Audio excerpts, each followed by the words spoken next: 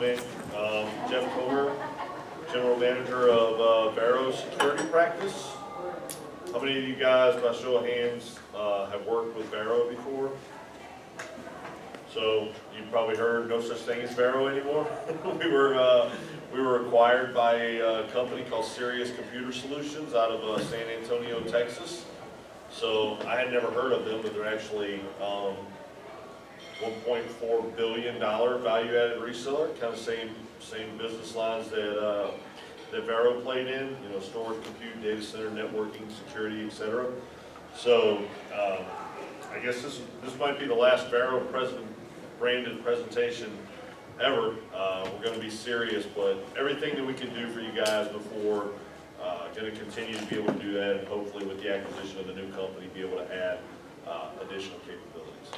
So again, my name's Jeff, here to talk about information security. I hear Kevin Mitnick was here yesterday. I wasn't here yesterday, so maybe a little overshadowed talking about information security with a guy like Kevin Mitnick and his resume and all that he knows. But one thing that I find, and I spend all day, every day working in information security, and one thing that I find is I hear a lot of doom and gloom, right? So there's a lot of people talking about all the different various ways that you can be compromised and all of the terrible bad guys that are out there and all the tactics they have to attack your network, and it's getting worse and worse every day, and there's no hope. So I try not to focus on that. I try to focus on the reality that it is a difficult game to win from a security perspective, but that you don't have to win every time, and you can still have an effective security strategy. And I like to try to focus on things that you can do, tactical, real ways to help fix the problem, as opposed to just the doom and gloom security talk that you hear many times. So that's what I'm going to try to do.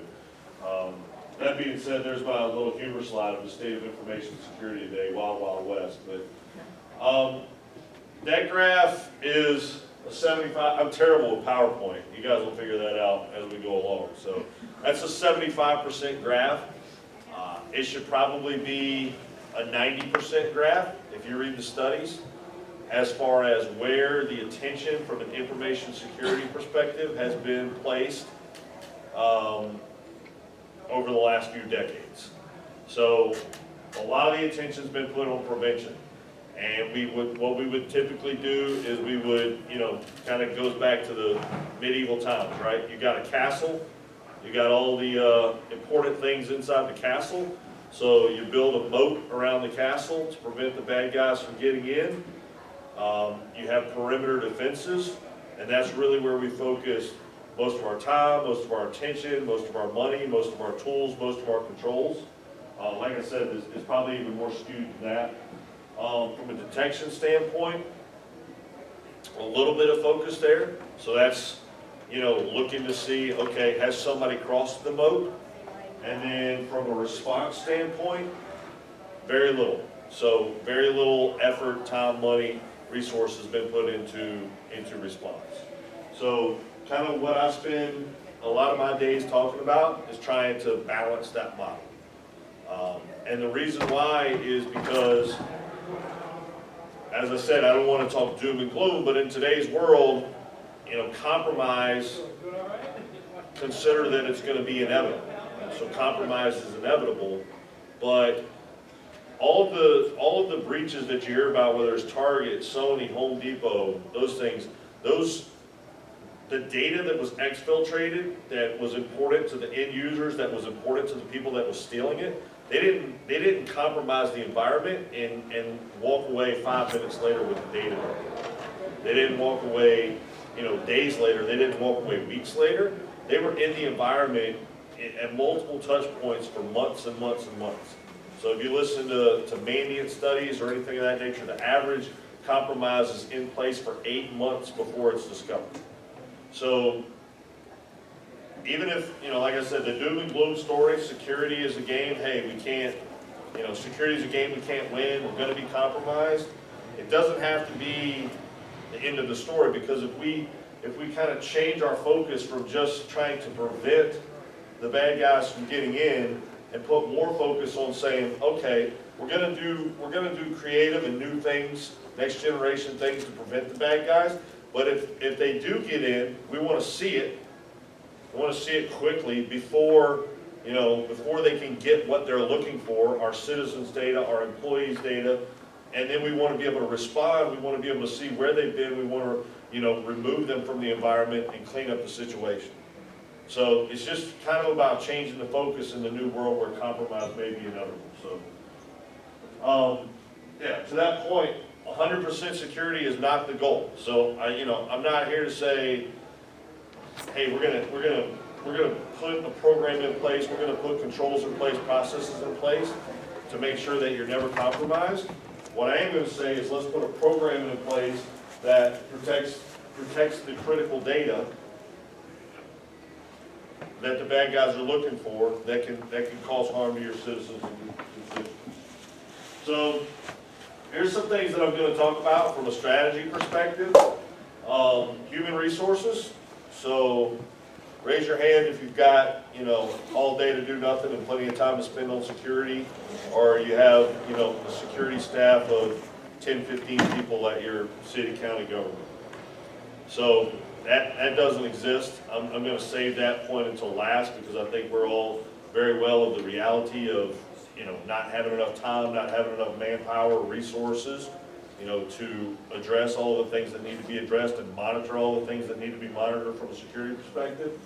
You'll talk about frameworks, visibility, signature-based security, data classification, and response and preparation. So, like I said, I'm going to skip the human resources. I'll get to that later. But how many of you, by show of hands, I'll try to make this interactive, how many of you guys have a security program where you have a security framework that you are trying to measure yourself against, whether it be like a ISO 27001, a NIST standard, even if it's just like the SANS top 20 security controls. Is anybody doing that?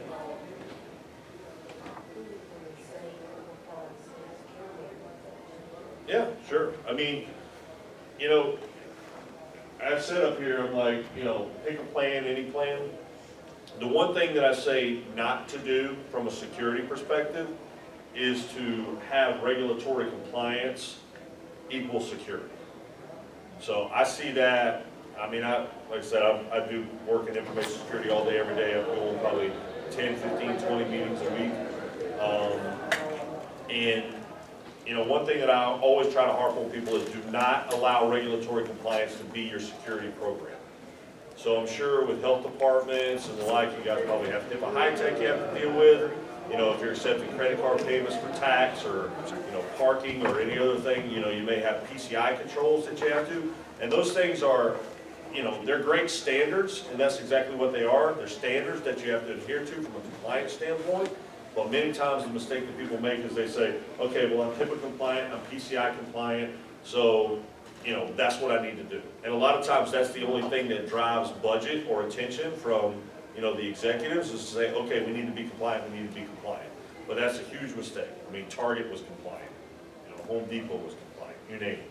So what we try to talk to people is to pick a framework, and again, any framework. So state of North Carolina, that's great. A NIST standard, ISO 27001, but pick something that you're going to model your program against and work towards that. Involve the business. So this is very important. Make sure that you're talking to the business leaders, the business units, and make sure that they understand what you're trying to do from a security perspective, and make sure that you have buy-off from them. One thing that we talked, there was a report that came out that said, just a few days ago, it was like these top 4 things can prevent 95% of security breaches. And 3 of the top 4, one of them was application whitelisting, and I'll talk about that in a second.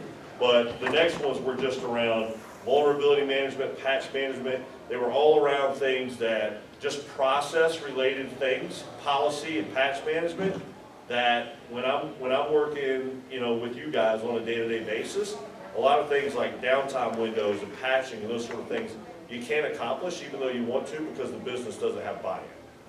So make sure that you're working with the executives at the county, city, K through 12, whatever organization you're part of, because right now is when you have their attention.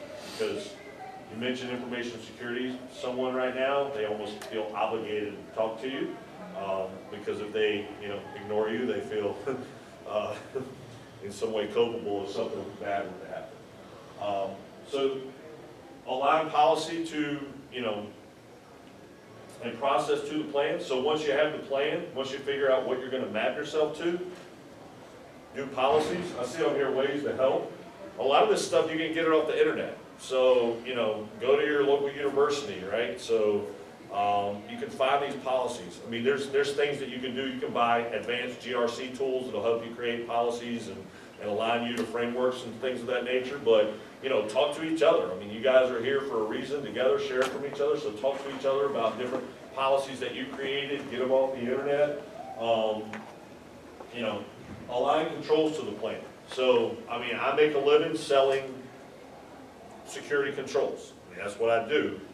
But, until you build yourself a framework, until you set a standard for yourself, until you, align a plan to that standard, until you have policies to align to that, then, the controls and the things that I'll be talking about later, firewalls, endpoint solutions, SIMs, ideas, like all of that stuff is useless if the controls aren't put in place along with a plan that's aligned, to your framework. And then I said rinse and repeat. This is something that you have to review constantly because, technologies, like I said earlier in the presentation, for a long time we were perimeter-based security. That's what we did. And that was the best way to do it because, many years ago there was a perimeter, right? All the data was in the data center, all the people went to work every day in a building, and networks were a lot different than they are today. So now there's mobile users, there's the cloud, people accessing data from everywhere, multiple sites, so there's not a perimeter anymore. So that's why the game has to change. So there's new technologies that are available today. So that's going to happen. So what you do with your framework, what you do with your plan, continue to review that on some, 3-year basis or something. I was just going to say, for any of those that maybe don't have a policy or something, they've already heard of it. There's the Department of Homeland Security has a CSET application that they'll come in. If you have a water division department in your municipality, we're actually Take Your Public Utilities already, but any of this falls into that Department of Homeland Security, and they'll actually come in and show you how to do that CSET. It has the entire security policy laid out, policy plans, it'll create all that. They show you how to use the tool. It's a self-evaluation tool. Right. So you can actually run it. Once they show you how to use it in different departments, divisions, and then wait. And next year, after you implement a lot of the gaps that they found in the program, run it again and assess yourself and see how you improved on your latest one. And it's completely 100% free. They'll come to your site, give you the software, show you how to do it. What was that called again? It's I think I have the link in here. Is that available to everybody or just if you're well, I know if you have water, if you have a water and sewer department attached to your municipality, you can get it for sure. But it's a cybersecurity evaluation tool through the Department of Homeland Security. And if you go to just DHS.com, but So that's another thing. I mean, that's a free one. I mean, obviously, we actually at Varrow we don't do this. We partner with a company called InGuard to do it, but you can pay, or if there's free, or sometimes if you want to hire someone, you probably get a more complete package of deliverables or something of that nature to escalate. But that's a good way to do it. I mean, just say, hey, I want to be ISO or I want to be this standard or whatever. You can use these tools. I mean, if people will do it for you for free, for sure. But a good thing just to start off, once you determine where you want to be, get a gap analysis and say, hey, here's a checklist that I built for myself of things that I want to do.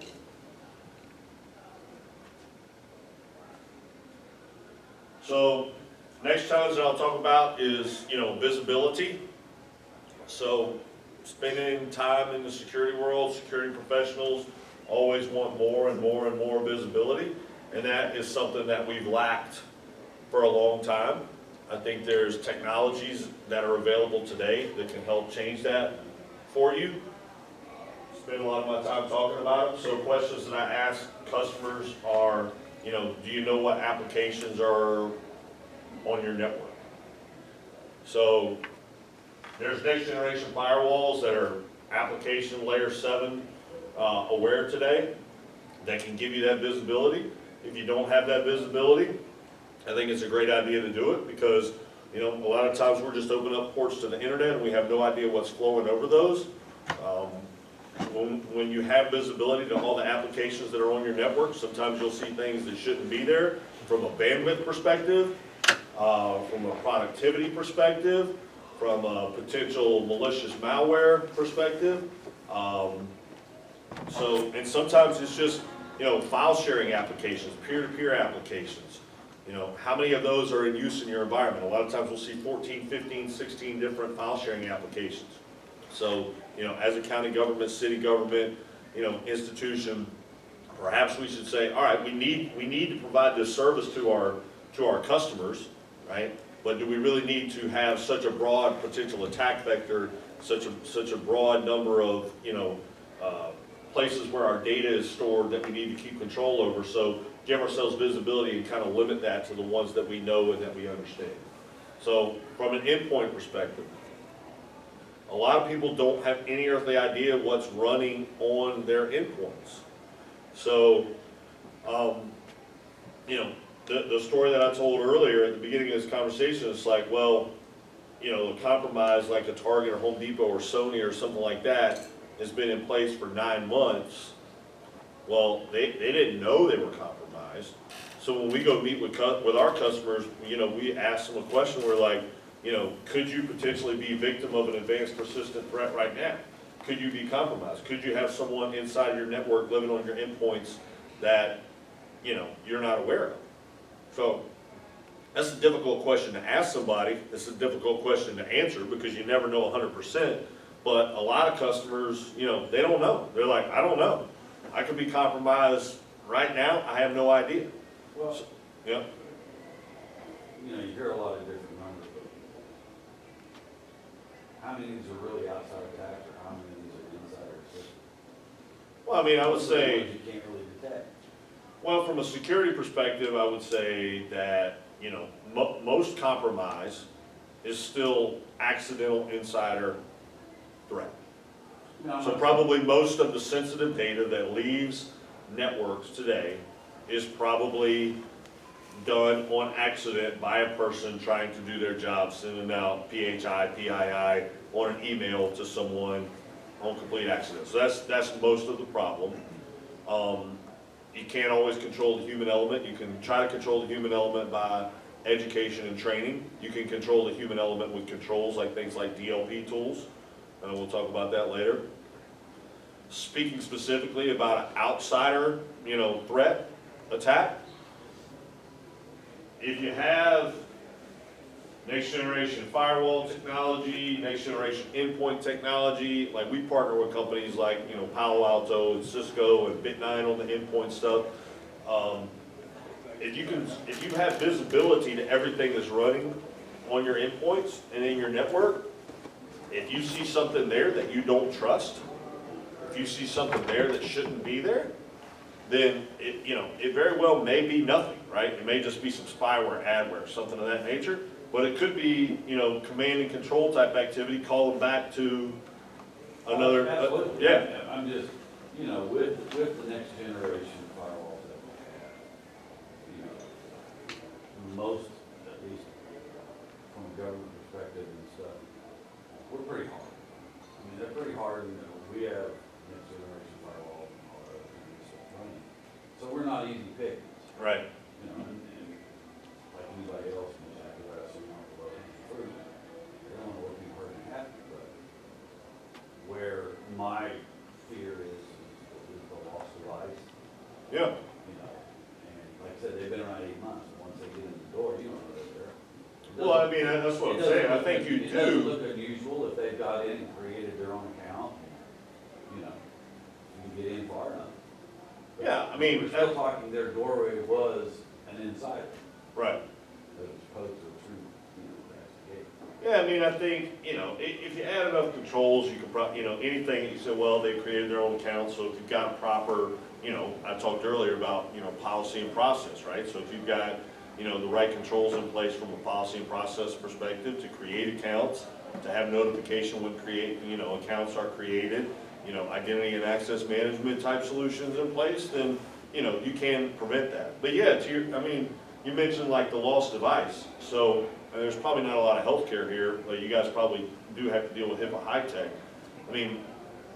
I spent a lot of time talking about, next generation security technologies, controls, advanced, techniques and tactics.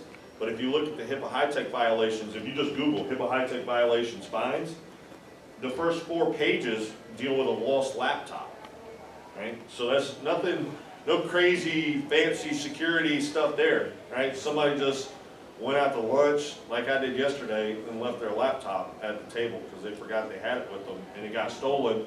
And, in that case, I tell all the hospitals I meet with, like, encrypt your endpoints. We can talk about next-gen firewalls, next-gen endpoint, fancy SIM technologies, log correlation, all that stuff.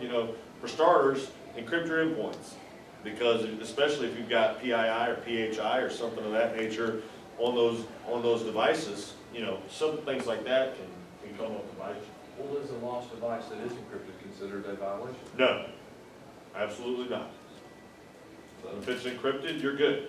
And I've had customers in North Carolina, hospital systems that have self-reported themselves with a HIPAA high-tech violation, and they didn't even know whether it was encrypted or not. They didn't have the controls or process in place to say, well, it might have been encrypted, we don't know, we couldn't tell 100%. So I told them, I was like, you guys got better morals and ethics than I do. I probably would have just kept my mouth shut on that one, but, good for them, So, but yeah, if it's encrypted, then it's not, you may report, but. Well, I was just bringing that point because your question was, your fear was the lost endpoint, It really is. At least within Guilford County, we are moving to all mobile. We've done these last year, we've done a couple hundred laptops for social services, we've got the iPad out there now for child support people, close to about 400 mobile devices that are floating around. What are you guys using for antivirus? McAfee. Well, McAfee's got an encryption agent probably right there on EPO. Yeah, Simple, that's still not enough. Yeah. Yeah. Yeah, you got Varrow, we partner, Nick Dawson's your rep, we partner with Citrix and with VMware AirWatch. And I guess now with our acquisition from Sirius Mass 360 from IBM. So, great, very cool out there. So encrypted traffic, so a lot of the traffic these days is encrypted, SSL. I think studies that we do, like we do, proof of concepts, like with, Palo Alto devices, and we'll see, 26, 27% of internet traffic is encrypted. You don't want to be looking at people's finance and shopping sites, you don't want to be looking at healthcare sites, but like web-based email, you have to be able to see into that traffic. Social media, Twitter, Facebook, all those things are HTTPS. So a lot of the data confiscation that's taking place is over an encrypted tunnel. We see it. We've seen major Fortune 500 manufacturing companies. We'll do these evaluations to give them network visibility, and we'll see an encrypted, tunnel with a, source of their data center, their ERP system, and a destination of, .ru encrypted traffic. And they do absolutely no business and have no business in Russia. So, is that company documents and plans and customer bases and all that leaving, and headed off to Russia somewhere? Probably not. It's probably spyware, or it could be a callback to a crypto locker server, probably more than likely. But, the fact of the matter is you need to have visibility to those sort of things to know where to look, to know where to spend your time. So, that kind of goes to who are you talking to. The cloud. You guys, and it may be easier for public sector than it is for commercial, I'm not sure, but do you think that you have a good handle on all the cloud and SaaS applications that are in use in your environment? I'm more comfortable with those than the ones that are posted. What I mean is not, are you comfortable with what they're doing from a security perspective and how they handle your data, but are you comfortable even knowing which ones that, you know, your employees are utilizing? Because, you know, shadow IT is a big problem for a lot of people. So what, you know, No, I'm not comfortable with, yeah, with the amount of flexibility we have to allow the employees into the cloud to do all the other sites. Our SaaS applications aren't comfortable with that. It's the fact that, oh, they need access to Facebook, and they need access to Twitter, and they need access to this, and they need access to that for their research. yeah, so we partner with a company in that space. We partner with a company called Sky High Networks. I don't know if anybody's ever heard of them. It's a relatively new phenomenon, but they'll do the same way we'll do, like, you know, next generation firewall, you know, proof of concepts to give you visibility. We'll do the same thing, or Sky High Networks will, from a cloud perspective. And they'll take logs off your proxy firewalls or SIM if you have one in place. And it's the same type of situation where they'll do an audit and show you all of the cloud and SaaS applications that are being used in your environment. And so that question is, you know, you asked, you know, you ask the CIO, how many cloud and SaaS applications are you using in your environment? CIO will say, nah, 40. Well, then you do the assessment and it's 652 or something. I mean, the numbers are usually dramatically different than what you anticipate.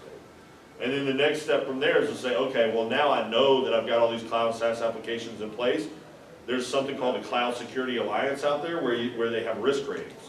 So you can start to look, like I was talking about before, if you've got 14 different file sharing applications, cloud-based applications, you can start to look and give yourself some control and say, all right, well, these are these guys have, you know, issues. It could be, you know, nation state issues. Well, the data's stored in, you know, Vietnam or something where there's no jurisdiction. If you need to get the data back, you know, they can tell you to go pound sand if they want to. So, or it could be that they've had a compromise, or it could be from some audit over their controls. But understand, you know, give yourself a risk rating on all the places where your data may be.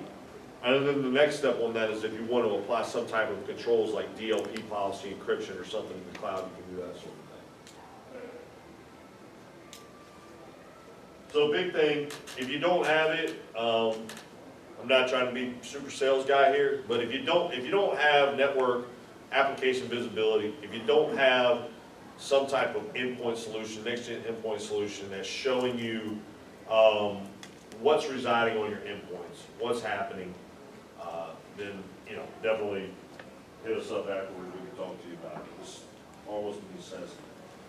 So signature-based security, a lot of, this is changing. You know, people are evolving, but a lot of people that I meet with on a daily basis are still, all of their security controls are signature-based, meaning like the traditional IDS, IPS, which has a signature, you know, database, and endpoint solutions, like, you know, I'm not saying anything bad about McAfee, I sell Trend and Kaspersky, you know, I mean, anything that is, you know, signature-based, where it says, these are the things that I know that are bad in the world and continue to update that. That type of technology is still a part of the prevention story, and I'm not saying to, you know, get rid of those type of things, because they're good, but they're no longer sufficient.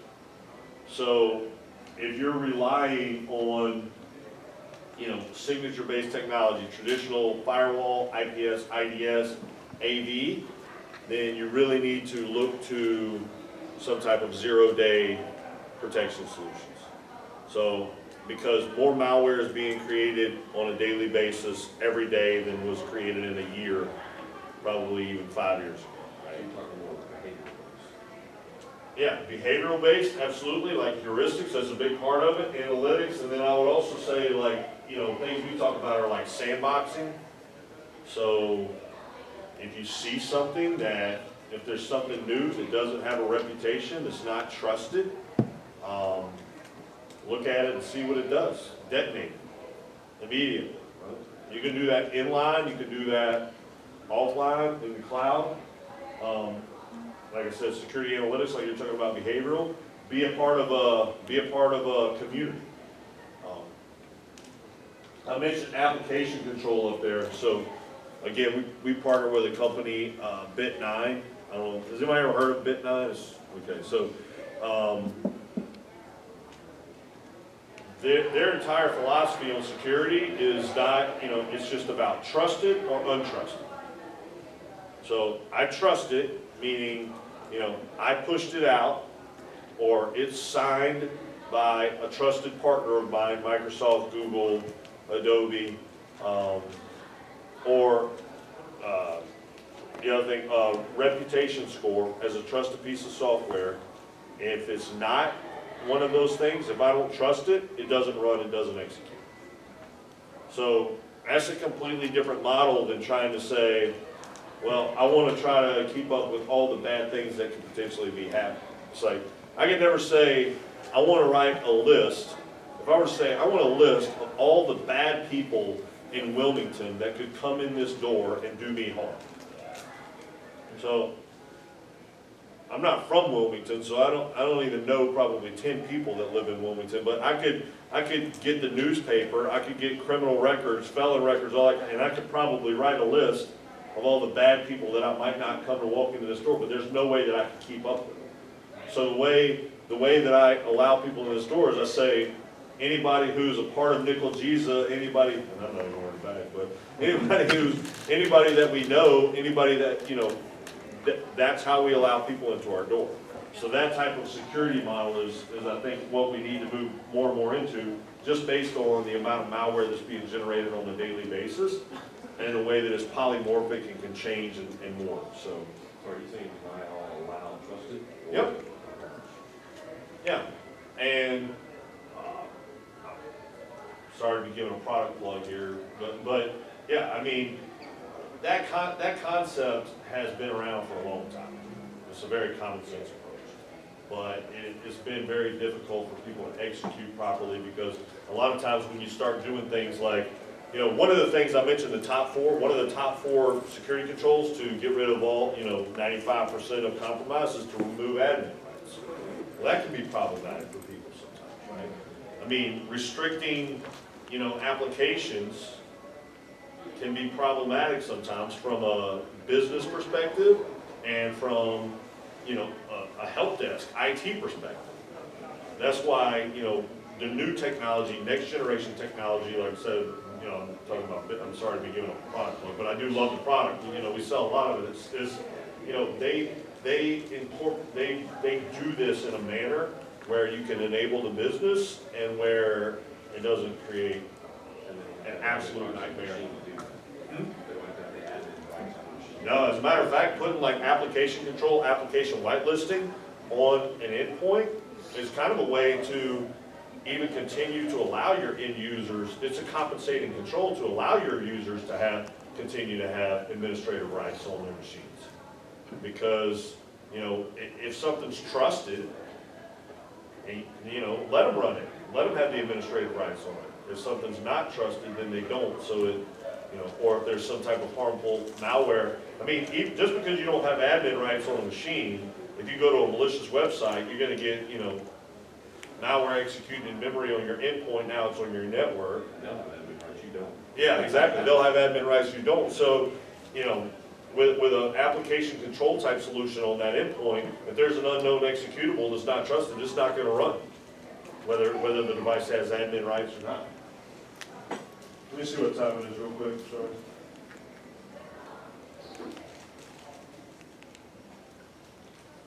So this is a big one, and maybe I should have kind of jumped this up in front of visibility and zero-day talks, but, figure out what data is important to you, what data is important to the business. I tell this joke over and over again, so many Varrow people probably told it 100 times, but it was funny the first time I heard it said, never build a $20 fence for a $5 horse. So figure out, working with the business, with what things that what data is sensitive, whether it's, whether you've got PII, PHI, PCI, credit card data, source code, human resources, financial. Figure out, what data is important to you first and foremost. So you can use things like, you can do data discovery, you can use DLP tools, You can do it yourselves, it might be a rigorous process, but figure that out and then figure out where it lives, where it's at, and then put, you know, controls internally around that sensitive data. So going back to the point that I've been making since the beginning, say it's all of your security at the perimeter, that's a bad thing. In the world that we live in today, compromise is inevitable. Somebody's on the inside, then they can pivot around to all the critical data. So we're spending a lot of time talking with customers now. Find out what data is important to you, figure out where it is, and then, you know, segment the environment. And the good thing about like segmentation inside of the data center is that you can be much more secure the way that you write policy, the way you write rules, because the traffic that's happening inside of a data center, you know, should be very specific use case traffic. So you can get a lot more stringent from your, you know, rules and policies from a firewall or IPS or whatever perspective than you can at the internet edge when you have to deal with the perimeter, you have to deal with end users and more varied applications. So definitely do that to prevent somebody goes to a coffee shop, don't have the right controls, they get some malware on their endpoint, command and control traffic, they go into the network. I mean, it could be a, you know, a worker that has no business having access to HR data, PII, PHI, but because the network is flat and there's not segmentation inside of the network and not internal security controls, when they log onto the network, all of a sudden they got access to every server in the environment, pivots, and that's what happens. That's what these people do. They move around. So put controls around who has access to what data, what their rights are, what their privileges are. Segment that data with security controls in the environment. So I know Todd remembers I worked for EMC for a long time. Got bad memories of that, but I made lots of money and sold millions and millions and millions upon millions of dollars worth of disaster recovery hardware and software. So I bet every city, county, K-12, higher ed, whoever's in here, I bet there's probably some type of disaster recovery and situation in place, replicated data centers, maybe not, but most, right? And there's a lot of money, time, and effort that goes into that. And when I was selling that, a lot of times, you know, the compelling event was, oh, well, we're by a runway, and, you know, a plane might crash into our building, or we're by a railroad track, or there might be a hurricane or tornado or something of that nature. You know, that's never happened. I've been doing it for 15 years, it's never happened. I mean, I still cash the checks I made from all the disaster recovery. I mean, maybe if you're down on the coast or something like you guys, you know, I mean, you probably are more likely, that's will happen at some point, right? There will be a hurricane. If you live long enough, you will see that happen. But in today's world, what is the likelihood of, you know, a tornado blowing through your primary data center, or there being some type of data breach compromise? I would say exponentially greater.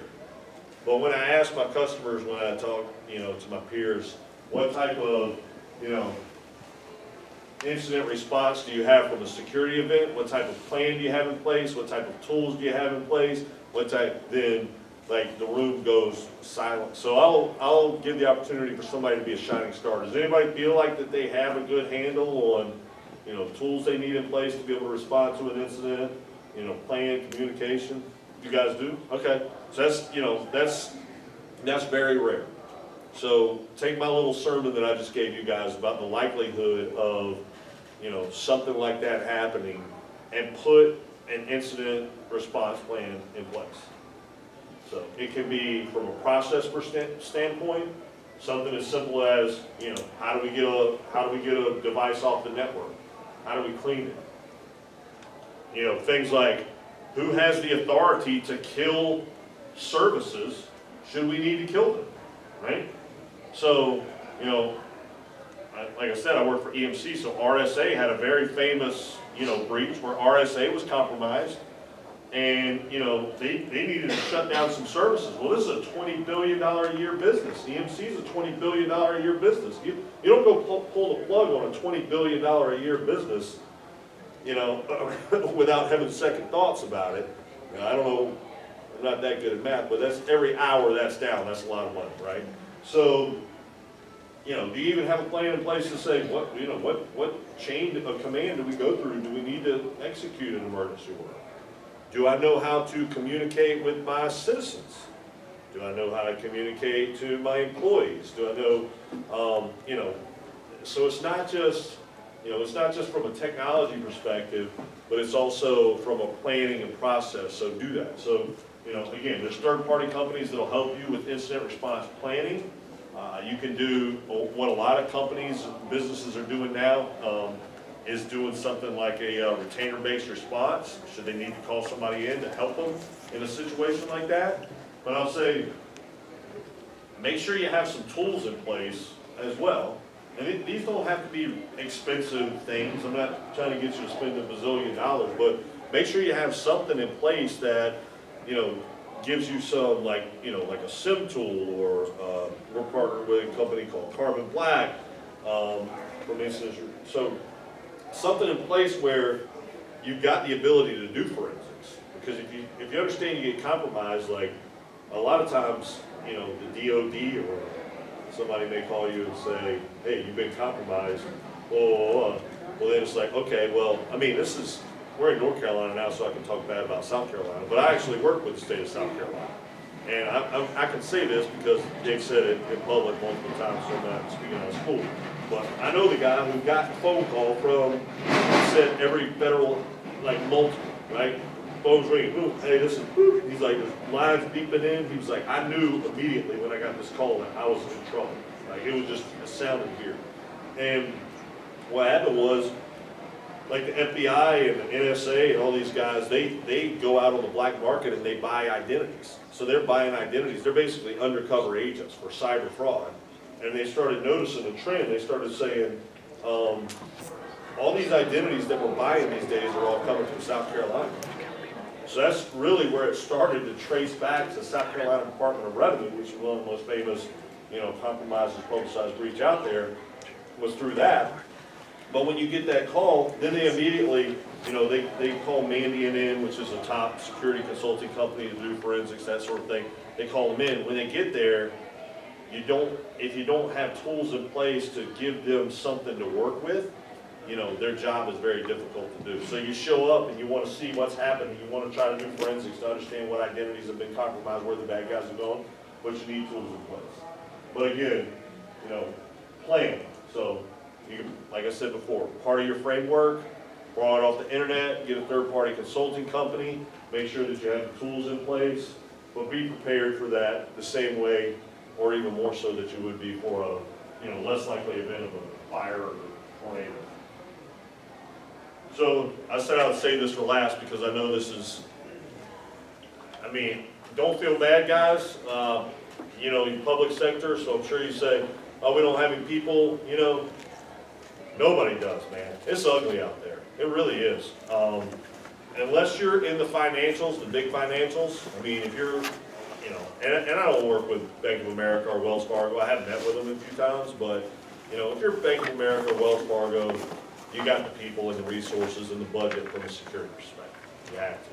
But outside of that, you know, very few people have, you know, there's nobody out there to do it, right? There's no time. So I would just say, you know, and again, I guess I'm standing up on a soapbox a little bit, but, you know, be the leader in your city and your county and take that on. Say, you know, I'm going to be the person that leads this charge, because it's unlikely in most places that you're going to have a dedicated chief information security officer.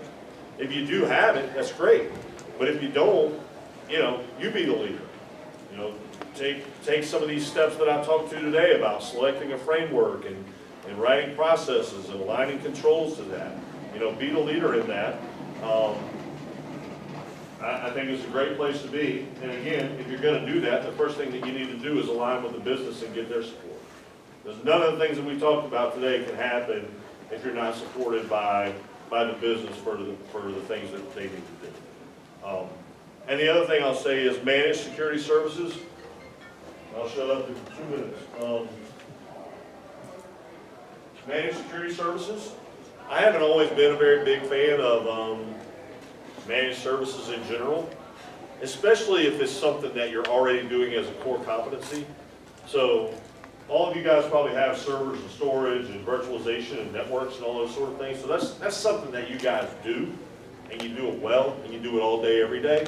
So I don't think from a managed services perspective, it's always a good idea to say, well, let's just go to the cloud, or let's just go to a managed provider, because I don't think those people can do it as well as you can, because they're not as aware of your environment and your needs, and this is something you've been doing for a long time. But a lot of the customers I work with, like, they're not doing things like, centralized logging and log correlation and viewing logs. They're not doing things like security analytics. They don't have, eyes on glass on, network intrusion, IDS, IPS, that sort of thing. So these are competencies that you don't currently have today. So if you're adding these type of things, which I think are very valuable, then definitely consider like a managed security service to do that, to augment the staff. Because it's definitely a place where I think there's ROI, especially if you factor in people cost. Because if you want to do security 24/7 by 365, the way that we do physical security, the police force doesn't, stop at, 5 o'clock every day and shut down, right? So, yeah. So if you want to do security the way that you should, 24/7 by 365, then it might be a good idea, to get some help, managed services. So that's the end. I don't know if anybody has any questions or any discussion.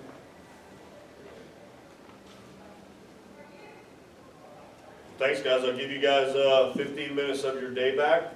Again, I'm Jeff with Varrow/Sirius, so be nice to your Sirius sales rep when they call you, unless they harass you.